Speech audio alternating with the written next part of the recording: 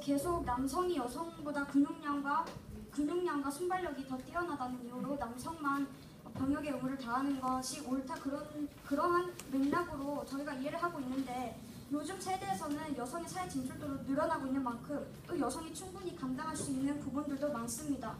또 요새는 여자 사관학교라는 것도 여자 사관학교에 많은 여성들이 다니면서 여성들도 충분히 할 수 있는 시대이기 때문에 이제는 신체적 조건으로 통하지 않습니다. 그러한 이유에서 여성도 양성평등이라는 것을 실현하기 위해 남성과 같이 병역 의무를 시행하자는 건데, 또 토론자들 분들도 다 남성이신데 병역 의무를 지녀야 합니다. 근데 여성이 그 역할을 조금이라도 덜어낸다면 남성에게 더 유리한 것 아닙니까? 또한 덧붙이자면 남성이 신체적으로 여성보다 우월하다고 말씀하셨습니다. 그런데 그렇다면 대체 복무에 있던 남성들이 여성들보다 우월하기 때문에 그러한 남성들을 현역으로 배치를 하고 대체 복무에 여성들을 배치하는 것이 더 효율적으로 배치하는 것이 아닌가 생각이 듭니다. 그리고 인론에서 경제적 부담이 있다고 말씀하셨는데 대체본부 그리고 또한 대체본부에 가는 여성들의 수도 많다고 하셨습니다.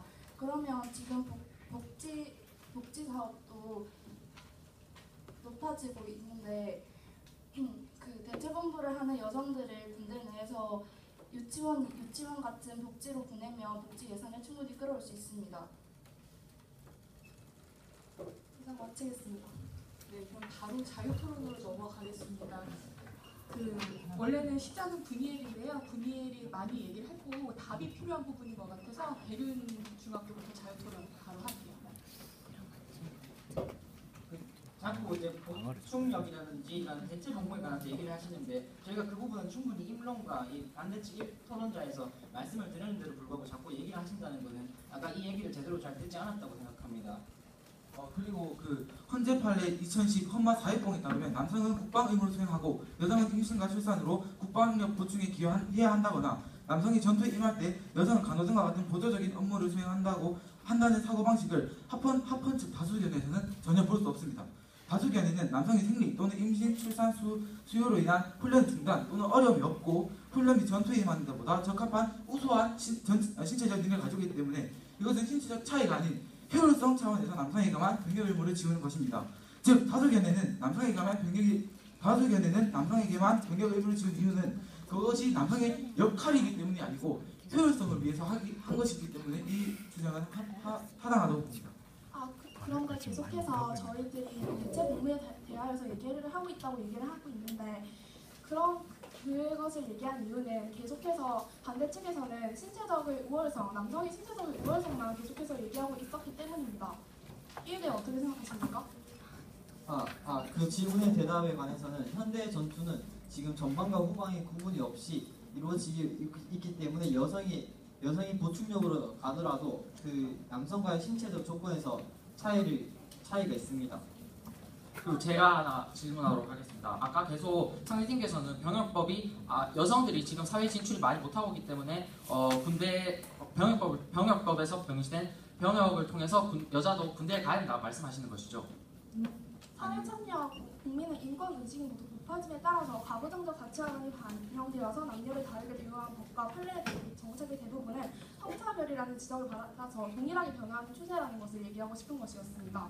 그럼 상대팀께서는 병역법의 입법 취지가 목적이 그 양성평등이라고 생각하십니까? 예 아니로만 대답해 주십시오.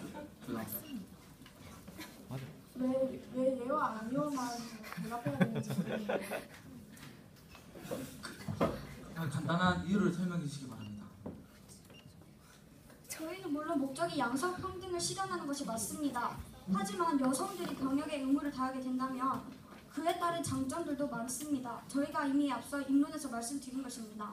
지금 방금 분명히 우리나라의 병역의 의무를 다하는 것이 양성평등이 목적이라고 하셨는데 그럼 군대가 양성평등을 이루기 위해서 존재하는 것입니까? 아닙니다. 군대는 우리나라를 지키고 다른 나라 전투를 하기 위해서 존재하는 우리나라를 보호하기 위한 그런 의무를 다하는 것인데 어떻게 그게 양성평등이 최종적인 목적이 될 수 있겠습니까? 군대가 양성평등을 실현하기 위한 수단이라는 것은 아닙니다. 하지만 남성만 병역의 의무를 다하게 되면서 저희가 앞서 입론에서 말씀드렸는데 남성만 병역의 의무를 다하게 되면서 남성만 역차별을 당하게 된다는 것입니다. 앞서 말했듯이 2년을 군대에서 시간을 보내는 동안 여성들은 취업 준비를 하고 여가 생활을 즐기는데 남성들은 그것을 하지 못한다는 것입니다. 오히려 현재는 여성의 사회 진출도가 높아지고 있는 추세입니다. 그런데 남성만 병역 의무를 다하게 한다는 것은 남성에게 오히려 역차별이 될 수 있다고 저희는 앞서 언급하였습니다. 아까 전부터 계속 남성이 역차별을 당한다고 주장하시지만 저희가 가진 자료에 따르면 2010년 11월 2일 고용노동부가 발표한 2009년 성별 고용 평등 지표에 따르면 남녀의 관리직 비중의 차이를 비교하는 지표인 노동 비상도가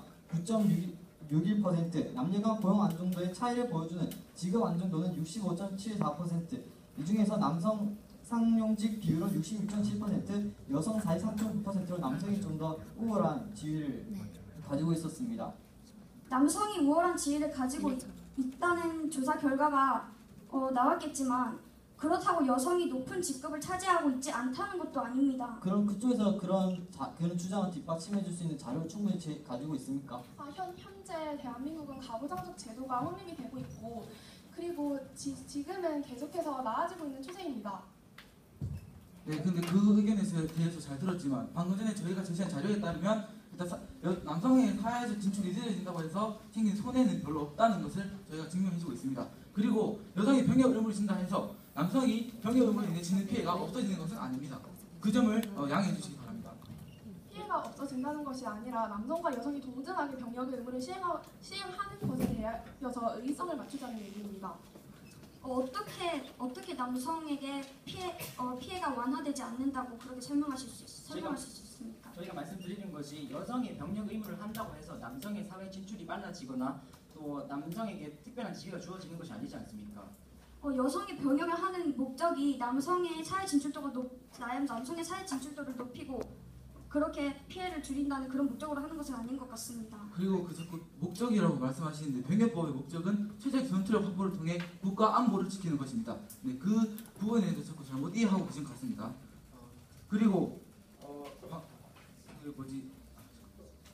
그러면 제가 하나 말씀을 드리고 싶은데 그럼 병역의 그 목적이 정확히 뭔지 좀 얘기를 해주시죠. 우리나라는 현재 전시 상황에 있습니다. 언제 침략을 당할지 모르는 상황입니다.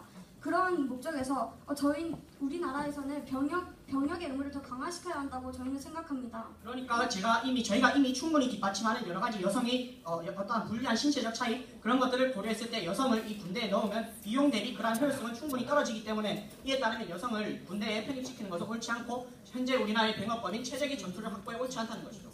그럼 여성들에게 병역 의무를 부과하지 않는다. 이거는 그럼 여성에게 본인들이 약하다는 것을 세뇌시키는 겁니까? 약하다는 것을 세뇌시키는 것은 아닙니다. 제가 방금 말씀드렸듯이 국가 안보를 위해서 최적 전투를 확보하기 위해서 한마디로 남성을 그냥 남성만 전투에 넣는다는 것은 효율성 때문이지 여성을 차별한다는 것은 아닙니다. 여성도 병역 의무가 아닌 다른 국방의 의무를 지고 있기 때문에 이것은 여성에 대한 평등권 침해에 들어갈 수 없습니다. 여성들이 어떤 다른 국방의 의무를 지니고 있는지에 대해서 자세하게 설명해 주시겠습니까? 예를 들자면은 전시 군사 작전권에 복종하고 협조할 의무, 전쟁 시 개인 물자나 능력을 동원할 때 따라야 할 의무 등이 대표적인 예라고 할 수 있겠습니다. 그런데 그것은 남성도 똑같이 따르는 것이 아닙니까? 그것은 여성만 따르는 것이라고 보기는 어렵습니다.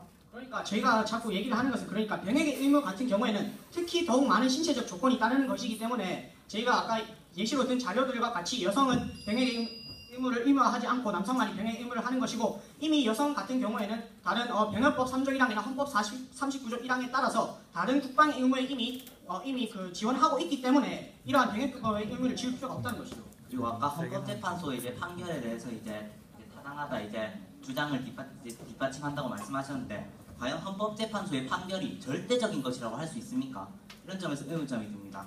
물론 대한민국의 최고의 법을 재판하는 헌법재판소의 판결을 따르는 것이 대한민국 국민으로서의 해야 할 일은 맞습니다. 하지만 헌법재판소의 판결 이후에도 여러 가지 여론과 헌법소원이 계속되고 있습니다. 여성 병역 의무 부과가 끊임없이 대두되고 있는 상황에서 현재의 판결이 절대적인 것이라고 할 수 없습니다. 그리고 덧붙이자면 계속 신체적인 이유로 여성들을 병역의 의무에 편입시키면 안 된다 하는데 저희는 계속 신체적인 부분만 아니라 대체본부를 대체본부를 제시하고 있고, 그리고 대체본부에 사람이 너무 많다 하면 복지를 이용해서 경제적인 부담도 복지 예산을 사용하자 하는데 계속 신체적인 부분을 끌어오는 것은 왜 그런지 모르겠습니다. 저희가 계속 주장하고 있는 것은 여성 병역을 함으로써 남성에게 더 도움이 갑니다. 그리고 또 요새 추세에는 요즘 시대 상황에서는 특정사도 여성이 할 수 있는 시대라는 것을 저희가 계속 강조하고 싶습니다. 그렇기 때문에 이제는 신체적 조건이 통하지 않는다는 점, 그리고 성폭행에 관해서 말씀을 드리고 싶은데 이에 대해서는 현재 남성만 병역이 의무를 다하고 있습니다. 그런데 남성 쪽에서는 성폭력이 일어나고 있지 않는 것입니까? 마찬가지로 여성 병역을 하더라도 정부에서는 충분히 여성의 성폭력에 관한 대체 조직 제도를 세울 것이라고 저희는 생각하였습니다. 이에 대하여 깊게 생각하지 못한 부분 좀 살짝 아쉬웠습니다. 또한 전시 상황에서 그 여성들이 대피령 같은 것을 배움으로써 전시 상황에서 남아있는 아이들을 지켜주는 역할을 할 수도 있는 것 아닙니까? 네, 여기까지 모든 토론이